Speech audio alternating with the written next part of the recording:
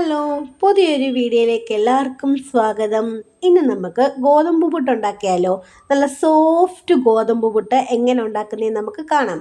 ഞാനിത് കൈകൊണ്ടല്ല ഈ പുട്ടിനുള്ള പൊടി കുഴച്ചത്, ഞാൻ മിക്സിയുടെ ജാറിലാണ് കുഴച്ചത്. അപ്പം നമുക്കത് എങ്ങനെയാണെന്ന് കാണാം. ആദ്യമായി നമുക്കൊരു മിക്സിയുടെ ജാർ എടുക്കാം. അതിനകത്തോട്ട് ഒരു 1.5 കപ്പ് ഗോതമ്പ് പൊടി ഇട്ട് കൊടുക്കാമേ. ഞാൻ ഈ ഗോതമ്പ് പൊടി വറുത്തിട്ടൊന്നുമില്ല, വറക്കാത്ത ഗോതമ്പ് പൊടിയാണ് ഞാൻ ഇതിനകത്തോട്ടൊന്ന് ഇട്ട് കൊടുക്കുന്നത്. ഈ ആവശ്യത്തിനുള്ള ഉപ്പും കൂടെ ഇന്ന് ഇതിനകത്തോട്ട് നമുക്കൊന്ന് ഇട്ട് കൊടുക്കാമേ.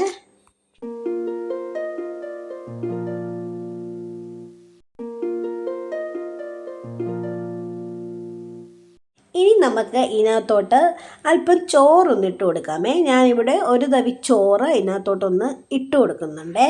എന്നിട്ട് ഇത് നമുക്ക് മിക്സിയുടെ ജാറിനകത്തിട്ട് നമുക്കൊന്ന് കറക്കിയെടുക്കാമേ.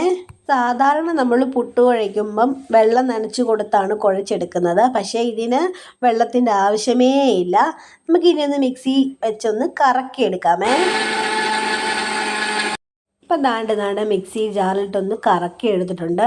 നമ്മുടെ ഗോതമ്പ് പുട്ടിനുള്ള പൊടി ഇവിടെ കുഴഞ്ഞ് കിട്ടിയിട്ടുണ്ട്. നമുക്കിനി ഇത് ഒരു പാത്രത്തിനകത്തോട്ട് മാറ്റാമേ.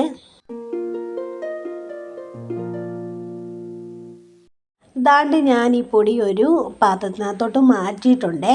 നല്ല അടിപൊളിയായിട്ട് കുഴഞ്ഞ് കിട്ടിയിട്ടുണ്ട്. ഞാൻ വെള്ളം ഒന്നും ഒഴിച്ചല്ല കുഴച്ചത്. അപ്പം നമുക്കിനി ഇത് ഒരു പുട്ടുണ്ടാക്കിയെടുക്കണേ. ഇനി നമുക്ക് പുട്ടുണ്ടാക്കിയെടുക്കാം. ഞാനിവിടെ പുട്ടുണ്ടാക്കുന്നത് ചിരട്ടപ്പുട്ടാണ്. അപ്പം നമുക്കിനിയും പുട്ടുണ്ടാക്കിയെടുക്കാമേ. അപ്പം നമുക്ക് ഇതാണ്ട് സാദാ പുട്ടുണ്ടാക്കുന്ന പോലെ ആദ്യം തേങ്ങ ഇട്ട് കൊടുക്കാം. തേങ്ങ ഇച്ചിരി ഏറെ ഇട്ട് കൊടുത്തിട്ടുണ്ട്. എനിക്ക് തേങ്ങ ഇച്ചിരി ഏറെ ഇടുന്നത് ഭയങ്കര ഇഷ്ടമാണ്. അതുമാത്രമല്ല തേങ്ങ ഇടുന്നത് നല്ല ടേസ്റ്റാണ്. അപ്പോൾ ഇനി അതിനകത്തോട്ട് ഇനി നമുക്ക് പുട്ടിനുള്ള പൊടിയും കൂടെ ഒന്ന് ഇട്ട് കൊടുക്കാമേ. ഇട്ട് കൊടുത്ത് ഇതിൻ്റെ മുൾഭാഗത്ത് അല്പം തേങ്ങയും കൂടെ വെച്ച് നമുക്ക് ആവി കയറ്റിയെടുക്കാമേ.